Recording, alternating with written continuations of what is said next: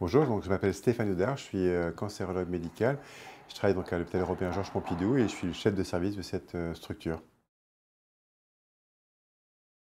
Alors, qu'est-ce qu'un cancer du rein? D'abord, le rein, on en a deux, hein, c'est une structure qui est assez profonde et qui permet donc d'éliminer toutes les toxines de l'organisme via les reins avec la formation des urines qu'on évacue au quotidien.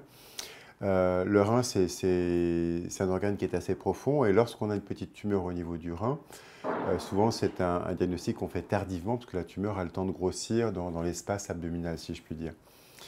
Donc, une tumeur du rein, c'est une masse qui se développe aux dépens de cet organe, qu'est le rein, et puis qui grossit au cours du temps, et puis à un moment donné, qui va forcément entraîner des symptômes.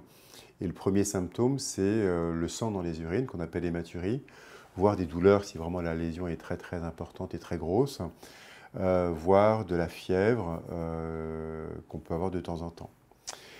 Au jour d'aujourd'hui,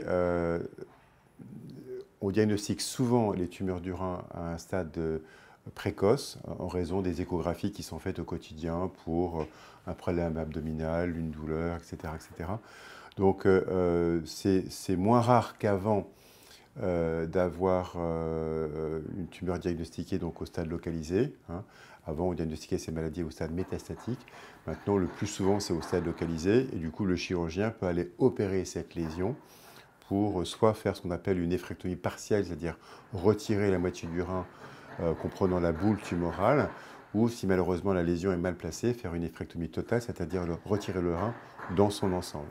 Comme on a deux reins, on va pouvoir vivre avec le rein restant qui va se développer au cours du temps, puisque on s'est rendu compte que le rein restant, si on boit beaucoup, développe une hypertrophie compensatrice, c'est-à-dire qu'il va se développer, même à l'âge adulte, pour essayer de compenser le fait que l'autre rein est parti en raison de la chirurgie. Alors, comment le cancer du rein est pris en charge? D'abord, c'est une prise en charge multidisciplinaire avec les urologues, les cancérologues, les radiologues, voire éventuellement des personnes qu'on appelle des radio-interventionnistes et qui font soit de la cryothérapie ou de la radiofréquence, notamment chez certains patients qui n'ont qu'un seul rein, par exemple, ça peut exister, où là, de façon à préserver donc, le rein dans son ensemble, enfin, on va soit brûler avec du chaud, soit au contraire avoir une cryothérapie avec du froid pour aller congeler cette lésion et garder le rein non opéré dans son ensemble. Donc c'est vraiment donc, une prise en charge globale. Le principal acteur, c'est le chirurgien, puisque souvent, lorsque la maladie est non métastatique, on va pouvoir l'opérer. Et comme je l'ai dit, soit on préserve le rein et on fait une néphrectomie partielle, on retire la moitié du rein, soit on ferait une néphrectomie totale, on retire tout le rein dans son ensemble, et puis après ça, on surveille le patient au quotidien. Alors, les signes prédictifs de ce cancer, donc d'abord la triade de diagnostic, c'est la fièvre, les douleurs et l'hématurie. Aujourd'hui, comme en raison de l'échographie, donc c'est des symptômes qui apparaissent beaucoup moins fréquemment qu'avant, et les scanners et tout ce qu'on a comme imagerie au quotidien.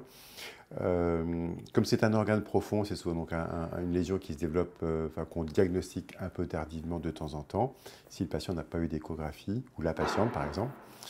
Les facteurs de risque de ce cancer, c'est souvent le tabac, peut-être une obésité, des traumatismes, et puis également ce qu'on appelle la maladie de VHL ou von Hippel-Lindau, une maladie génétique qui va entraîner qui est liée à une modification d'un gène qu'on appelle le gène VHL, qui entraîne en fait la production de facteurs de croissance, notamment ce qu'on appelle le VEGF, qui va synthétiser donc, des facteurs donc, pro-angiogéniques, hein, pro-vaisseau, et qui fait qu'au niveau du rein, ben, ça entraîne des cancers du rein, souvent multiples, souvent associés à d'autres pathologies, autre part au niveau du cerveau, du pancréas, etc.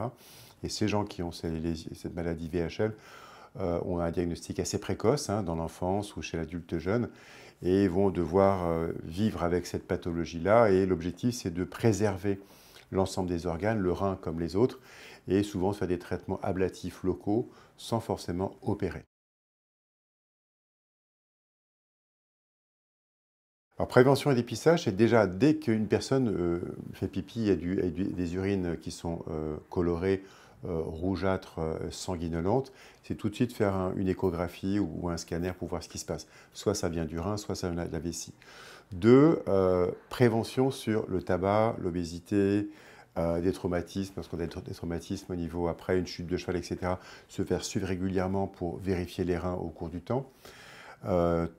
4, si on a une maladie de VHL, dont on sait que malheureusement au cours du temps, on va développer un cancer du rein, c'est être suivi correctement au fil de l'eau par des radiologues, des urologues, etc. Et puis comme c'est un organe qui est profond, malheureusement pour la population générale, c'est un coup de malchance, hein. On va avoir cette tumeur qui peut se développer. Et au moindre symptôme, si je puis dire, douleur abdominale ou sang, surtout dans les urines, c'est faire des examens d'imagerie. Les examens d'imagerie doivent être bien faits. On fait un scanner avec 4 temps de radiologique, de façon à bien visualiser ces lésions qui sont souvent vascularisées, qu'on voit bien. Mais si on fait un scanner avec des temps tardifs, on ne va pas forcément voir la lésion.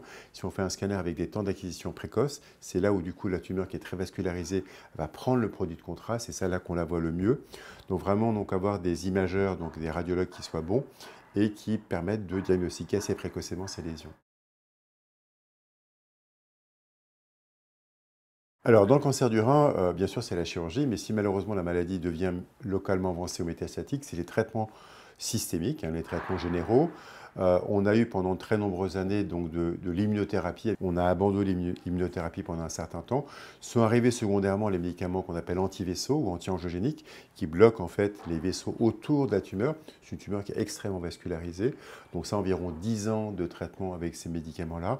Et puis le renouveau avec l'immunothérapie, ce qu'on appelle notamment les checkpoint inhibiteurs, qui sont des molécules qui vont permettre de restimuler votre système immunitaire de façon à faire en sorte que vous reconnaissiez la tumeur comme étant un corps étranger. Et ça, c'est le boom des années 2020.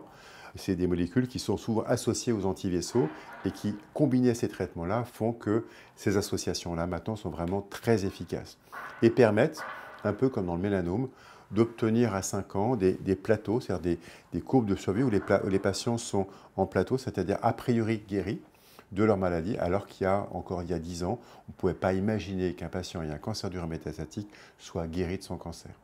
Donc un renouveau complet, le futur qui est très foisonnant de molécules nouvelles, passionnant pour les patients et pour nous pour avancer considérablement dans la prise en charge de ces patients et espérer un jour, non pas guérir 20% de ces patients, mais peut-être 50, 70, 80 dans les années à venir.